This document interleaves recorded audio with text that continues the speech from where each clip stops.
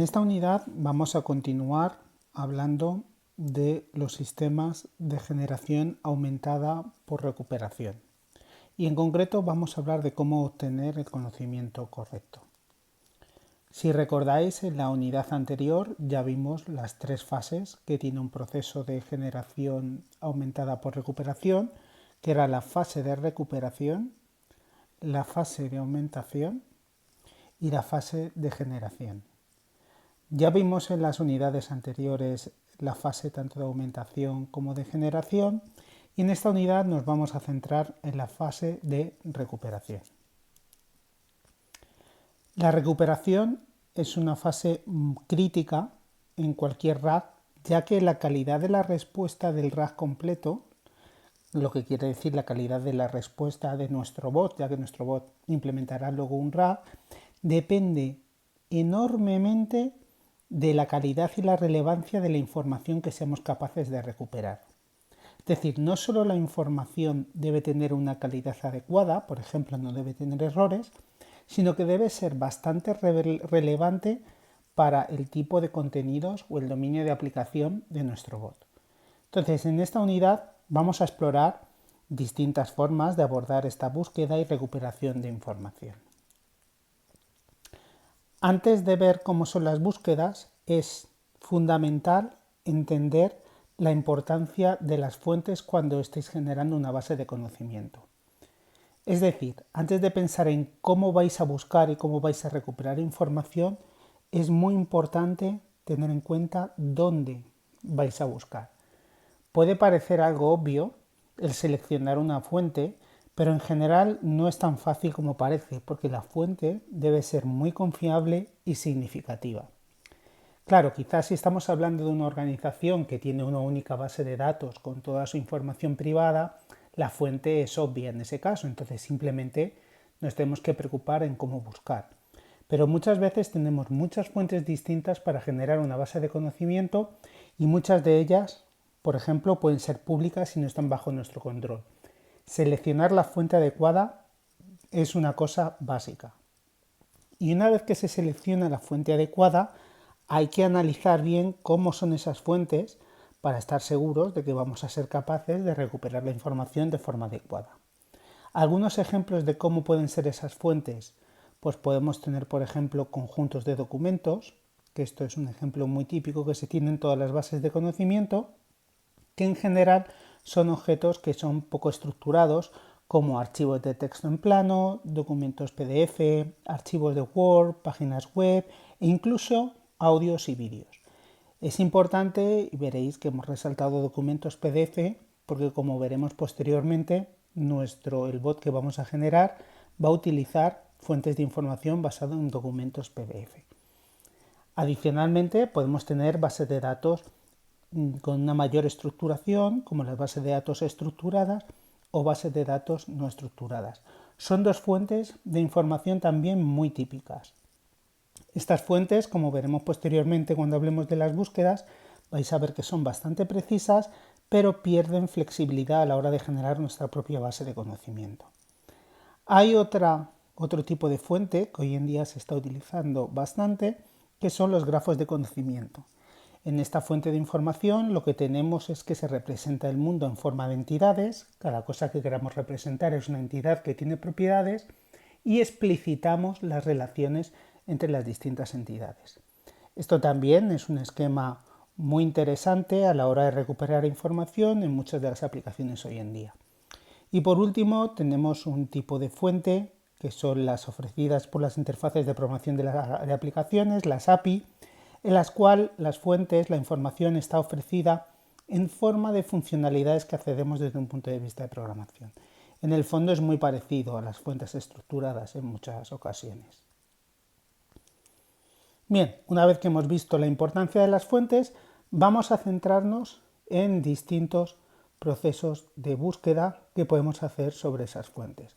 Por supuesto, el proceso de búsqueda es completamente dependiente de la forma en la que se nos ofrezcan las fuentes en muchas ocasiones.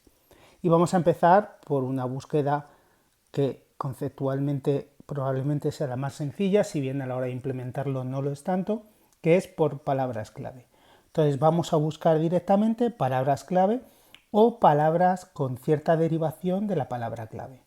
Entonces básicamente el usuario puede introducir una pregunta y lo que tenemos que hacer es buscar las palabras clave de esas preguntas. Y con esas palabras clave, dentro de un conjunto normalmente de documentos, lo que hacemos es buscar los documentos o fragmentos de estos documentos que contengan estas palabras clave. Muchas veces, por supuesto, permitimos aplicar variaciones. Por ejemplo, permitimos aplicar variaciones de género, de número o cosas de ese estilo dentro de las palabras clave, porque si no sería complicado dar con una solución simple. Y en este sentido existen dos algoritmos clásicos que se utilizan. En verdad uno es una evolución del otro. El TF-IDF, que lo que hace es coger un documento y asignarle pesos a cada término del documento en función de su relevancia. Entonces, si se está buscando por ese término en concreto, analiza todos los documentos que tiene, ve si en esos documentos ese término aparece con un peso elevado y entonces devolvería ese documento en un momento dado. Y el BM25, que en verdad es una mejora del algoritmo anterior, que tiene en cuenta algunas cuestiones como que hay unos documentos en los cuales un determinado término sale muchísimo y entonces sale muy beneficio del algoritmo, entonces considera lo que es la saturación de términos en el documento y la longitud del documento. En general el BM25 suele funcionar mejor que el TF-IDF. Como hemos comentado en otras unidades, el objetivo no es entender el TF-IDF o el BM25 como algoritmos de recuperación de información basado en palabras clave. El objetivo es simplemente que nos suene y, si estáis interesados, investigar más al respecto. Bien, este tipo de búsquedas por palabras clave tiene ventajas y es que suelen ser eficientes y tienen buenos resultados para búsquedas cuasi exactas. Lo que pasa es que tienen un inconveniente claro y es que no entienden la semántica del texto. Es decir, que si tú buscas por coche, no entienden que un coche es lo mismo que un automóvil. Para el algoritmo sería una cosa completamente distinta. Por supuesto, cuando esto se implementa en sistemas reales, tú normalmente cuando buscas un término, cuando haces variaciones de ese término, aquí hemos comentado que hacemos variaciones por género, por número, pero la realidad es que hacemos también variaciones por sinónimo. Es decir, buscamos sinónimos y entonces a lo mejor o quizás cuando busquemos coche también se busque automóvil en el sistema real. Pero en general por sí solo la búsqueda por palabra clave este tipo de cosas no las admite. Otro tipo de búsqueda es la de base de datos estructurada. Aquí el conocimiento tiene una estructura formal. Pero no solo tiene una estructura formal, sino que cuando te ofrecen una fuente con una base de datos estructurada, el modelo relacional, es decir, la forma de almacenar esos datos y cómo se relacionan esos datos entre sí, ya está creada. ¿Cómo está creado? Pues típicamente está creado en forma de tablas, que están formadas a su vez por columnas con tipos definidos y con enlaces a otras tablas. Esto veremos que es bastante interesante desde un punto de vista de precisión, pero fijaos que ya implica que las personas que han diseñado esta base de datos estructurada han decidido cómo es esa información. Han decidido a qué preguntas van a dar respuesta desde el principio. Por supuesto, las preguntas pueden ser muy variadas, porque es un modelo muy potente, pero ya han decidido a priori el tipo de pregunta. Entonces suele ser complicado cambiar o variar el tipo de pregunta que le vamos a hacer.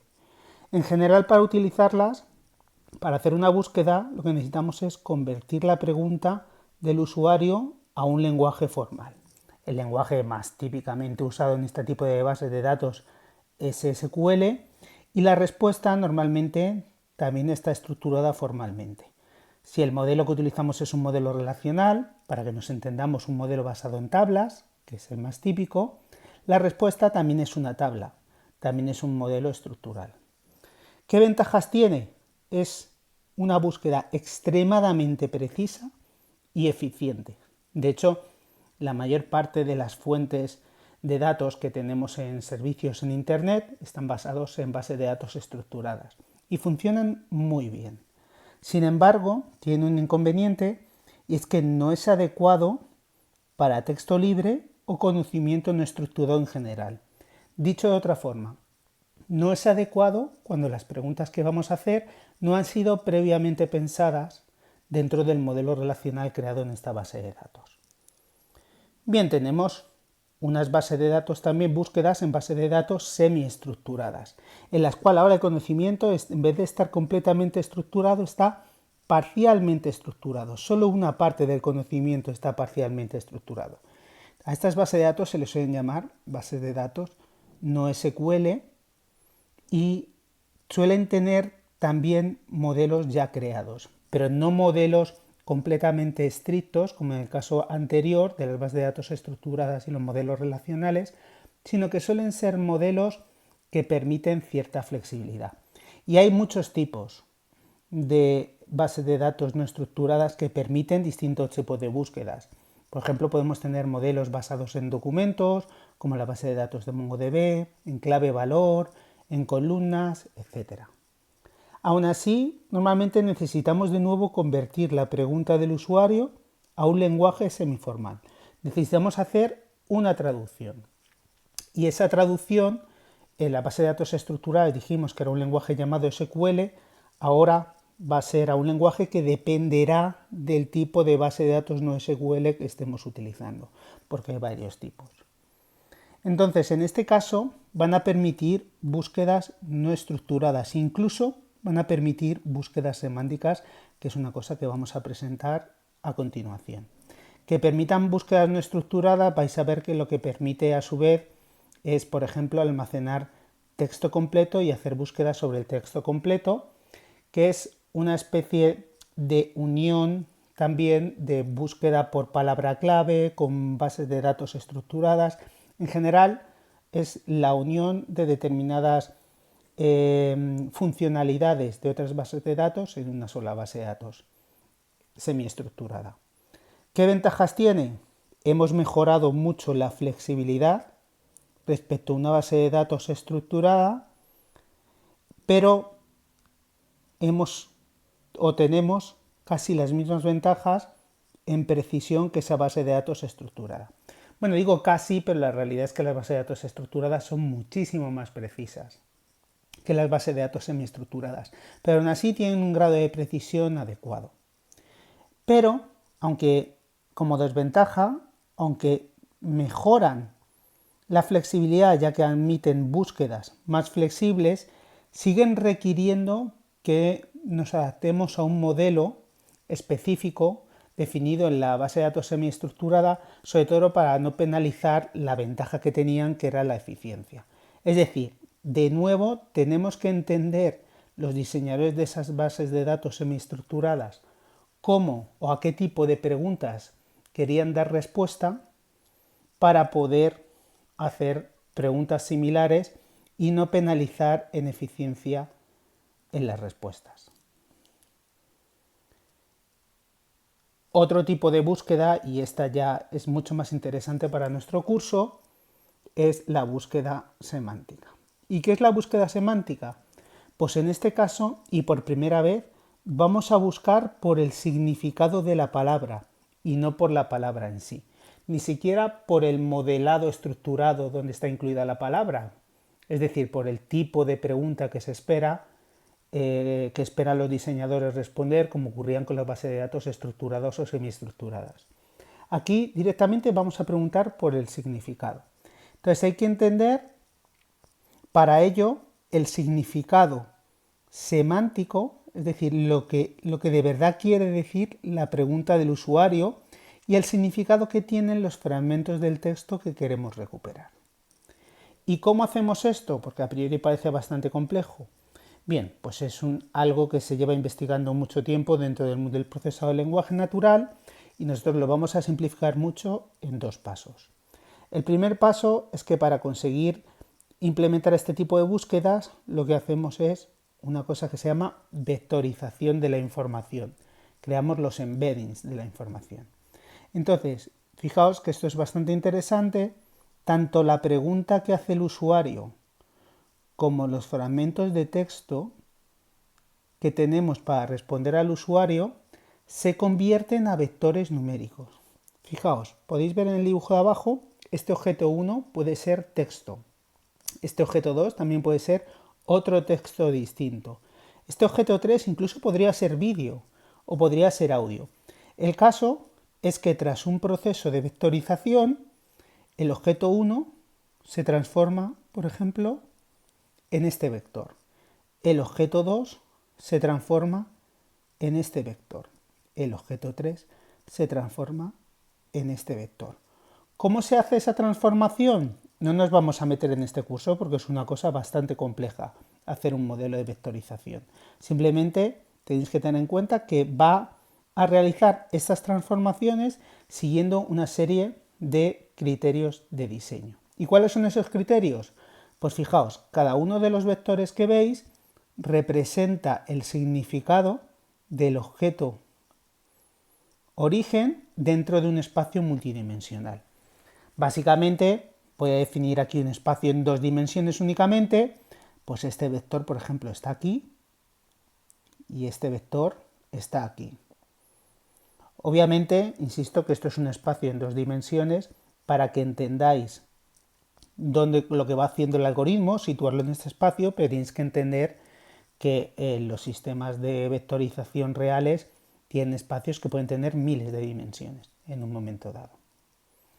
Entonces, otro criterio de diseño es que los textos, pero recordad que no tiene por qué ser texto, porque estos objetos pueden ser textos, pueden ser vídeos, pueden ser audios, pero los textos con significados similares tendrán vectores cercanos. Es decir, que imaginaos que tengo aquí otro vector distinto. Este vector tendrá un significado más parecido a este que este vector porque aparentemente está más cerca. O imaginaos este, por ejemplo. Un vector que está aquí parece que tiene menos que ver con estos 3 vectores. Parece que su significado está más lejano. Esto es un criterio de diseño.